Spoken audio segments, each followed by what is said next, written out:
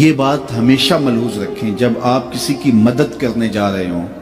تو صرف اللہ کی رضا کو ہی ملحوظ رکھیں۔ جب آپ کسی سے صلے کی توقع رکھیں کہ کل یہ میرے کام آئے گا،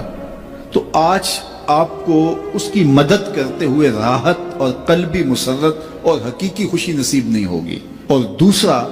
جب کل آپ کی توقع کے مطابق وہ پورا نہیں اترے گا تو پھر آپ کو اس سے تلخی بھی ہوگی، یعنی آپ کو کسی کی مدد کرتے ہوئے اس کی حقیقی مسرت سے محرومی، دوسرا اس کے توقع پر نہ اترنے سے آپ کو اس کی تلخی بھی سہنا پڑے گی۔ لیکن اگر آپ اس کی مدد اس لیے کر رہے ہیں کہ میرے رب کا بندہ ہے،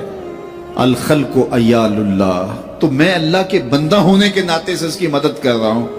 اور پھر آپ کو اور سرور بڑھ جائے گا کہ میں اس کی مدد اس لیے کر رہا ہوں کہ یہ میرے حضور کا غلام ہے،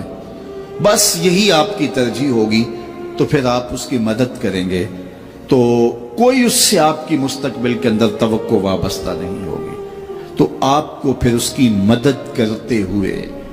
اللہ تعالیٰ جل شانہ تسکین عطا کر دے گا۔ اچھا، نفس بڑا ظالم ہے، یہ شامل ہوتا ہے کہ آپ یہ کام کرنے جا رہے ہیں تو چلو تھوڑی سی تشہیر بھی ہو جائے۔ حضور علیہ السلام نے فرمایا، جس شخص نے کوئی کام دکھلاوے کے لیے کیا، اللہ اکبر، اللہ تعالیٰ جل شانہ اس کے معاملے لوگوں کو دکھا دیتا ہے۔ جو دکھلاوے کے لیے، ظاہریت کے لیے کام کرتا ہے، پھر اس کے عیوب ظاہر ہوتے ہیں اور لوگوں کے سامنے آتے ہیں۔ ہم کتنے لوگوں کو ایسا دیکھا ہے کہ پھر وہ لوگوں کی نظروں کے اندر رسوا ہو جاتے ہیں، ان کے ایسے امور لوگوں کے سامنے آتے ہیں۔ تو اس لیے مجھے بھی اور آپ کو بھی یہ چاہیے کہ اپنے عمل کے اندر کبھی بھی ریا پیدا نہ ہونے دیں۔ جب کسی کی مدد کریں، کسی دکھیے کے کام آئیں، تو اللہ کی رضا ہمیشہ ملحوظ رکھیں، اور وہ کسی ذاتی تشہیر کے لیے اور ذاتی مقصد کے لیے نہیں، بلکہ رضا الہی کے لیے آپ کا وہ عمل ہوگا تو زندگی نور علی نور ہو جائے گی۔ اللہ کے محبوب علیہ السلام نے خاص طور پہ جب آپ کسی کی مالی مدد کرتے ہیں تو اس میں اس انداز سے مدد کرنے کی تلقین ارشاد کی کہ فرمایا، وَرَجُلٌ تَصَدَّقَ بِصَدَقَةٍ فَأَخْفَاهَا حَتَّى لَا تَعْلَمَ شِمَالُهُ مَا تُنْفِقُ يَمِينُهُ، کہ جو شخص صدقہ کرتا ہے اور اتنے مخفی انداز میں صدقہ کرتا ہے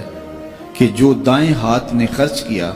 بائیں کو اس کی خبر نہیں ہو سکی، تو آقا کریم فرماتے ہیں کل قیامت کے دن جب کوئی سایہ نہیں ہوگا، اللہ اس شخص کو اپنے عرش کا ٹھنڈا سایہ عطا فرمائے۔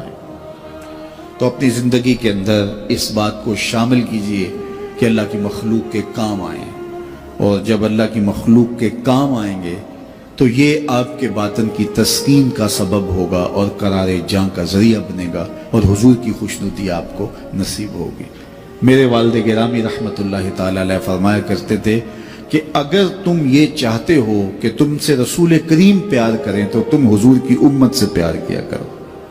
آپ کسی کے بچے کا منہ چومیں، اس کی گال سہلائیں، اس کے سر پہ شفقت سے ہاتھ رکھیں، اس کو 50 روپے 100 روپے خوشی سے دیں، تو آپ اس کو دے رہے ہوتے ہیں، اس کے باپ کے چہرے کو دیکھنا کہ تم تمہارا ہوتا ہے، اور وہ آپ کے اوپر فدا ہو جانے کو چاہ رہا ہوتا ہے کہ یہ میرے بیٹے کی گال سڑا رہا ہے۔ یار کوئی کسی کے بیٹے سے پیار کرے تو اس کی شفقتیں آپ پہ برس رہی ہوتی ہیں، تو جب رسول اللہ کی امت سے کوئی پیار کرے تو رسول کریم کی رحمتیں کتنی برس رہی ہوتی ہیں اس کے اوپر۔ اس لیے حضور کی امت سے پیار کرو۔ اللہ کے محبوب علیہ السلام کو اپنی امت سے اتنا شدید پیار تھا، اتنا شدید پیار تھا کہ فرمایا کہ اگر تمہارے پاؤں میں کانٹا بھی چبھ جائے تو اس کی تکلیف بھی مجھے ہوتی ہے۔ عزیز علیہ ما عنتم، تمہارا مشقت میں پڑنا اس نبی پر گراں گزرتا ہے۔ مبتلا درد ہو کوئی عذب روتی ہے آنکھ، کس قدر ہم درد سارے جسم کی ہوتی ہے آنکھ۔ تو آئیے میں اور آپ اس بات کو اپنے اندر اتار لیں کہ ہم حضور علیہ السلام کی امت کے ساتھ اور اللہ کی مخلوق کے ساتھ رویوں کے اندر اتنی خوبصورتی رکھنی ہے کہ حضور علیہ السلام کی ہمیں رضا نصیب ہو جائے۔